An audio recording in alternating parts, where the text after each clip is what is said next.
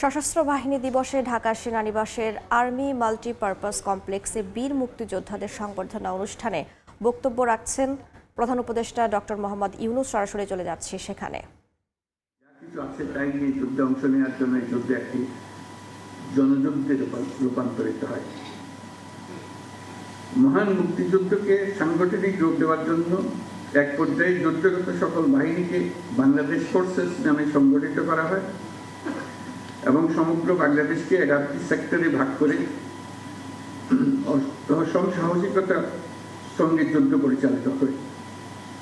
তৎকালীন পাকিস্তান নৌবাহিনীতে কর্মরত বাংলাদেশি সাবমেরিনার ও নাবিকদের সমন্বয়ে গড়ে ওঠা মুক্তিযুদ্ধের নৌ কমান্ডো দল অপারেশন জ্যাকপট নামে দুঃসাহসী আক্রমণ পরিচালনা করে বিভিন্ন নদী বন্দরে খাদ্য রসদ বোঝাই শত্রু জাহাজ ডুবিয়ে দেয় এবং বিমান বাহিনীর সদস্যদের নিয়ে গঠিত কিলো ফ্লাইট চট্টগ্রাম ও নারায়ণগঞ্জের জ্বালানি ডিপো সহ বিভিন্ন গুরুত্বপূর্ণ স্থাপনায় সফল আক্রমণ পরিচালনা করে।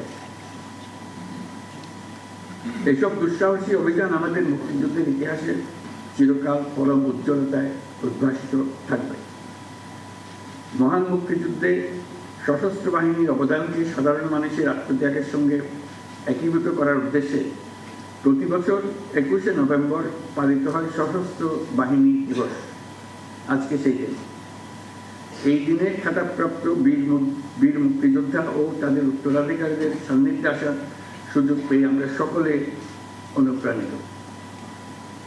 মহান মুক্তিযুদ্ধে বীরত্বপূর্ণ অবদানের স্বীকৃতিস্বরূপ বীর মুক্তিযোদ্ধাদের কল্যাণে বিভিন্ন কার্যক্রম পরিচালিত হচ্ছে।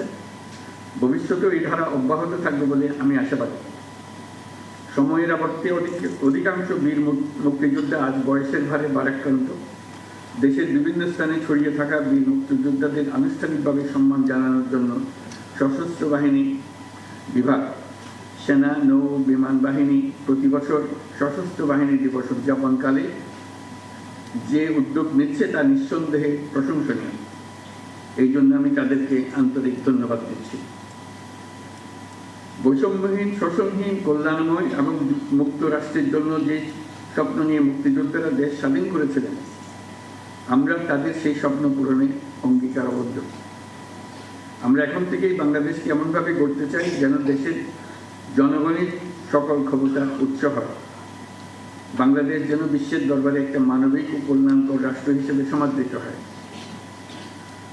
প্রযুক্তি, অর্থনীতি ও সামাজিক উন্নয়নের ক্ষেত্রে উন্নত বিশ্বের সাথে তাল মিলিয়ে আমাদের এগিয়ে যেতে হবে।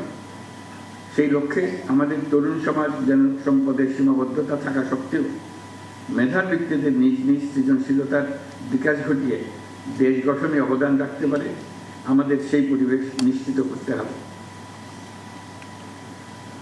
জুলাই 2024-এ নতুন বাংলাদেশ গড়ার যে সুযোগ ছাত্র জনতার সাহস ও আত্মত্যাগের বিনিময়ে আমরা অর্জন করেছি, সেটাকে কাজে লাগিয়ে আমাদের সুন্দর সমৃদ্ধশালী ভবিষ্যৎ গড়তে হবে। বীর মুক্তিযোদ্ধা, শহীদ, আহত এবং জীবিত ছাত্র জনতার কাছে আমরা প্রতিজ্ঞাবদ্ধ থাকতে চাই যেন তাদের দেওয়া সুযোগ কাজে লাগিয়ে আমরা বাংলাদেশকে পৃথিবীর সামনে গণতান্ত্রিক উত্তরণের একটি দৃষ্টান্ত হিসেবে উপস্থাপন করতে পারি। আজকের এই দিনে খেতাবপ্রাপ্ত মুক্তিযোদ্ধা এবং তাদের উত্তরাধিকারীদের সম্মাননা প্রদানের সুযোগ তৈরি করে দেওয়ার জন্য আমি সশস্ত্র বাহিনী বিভাগ সহ সকল সংশ্লিষ্টকে আন্তরিক ধন্যবাদ জানাচ্ছি।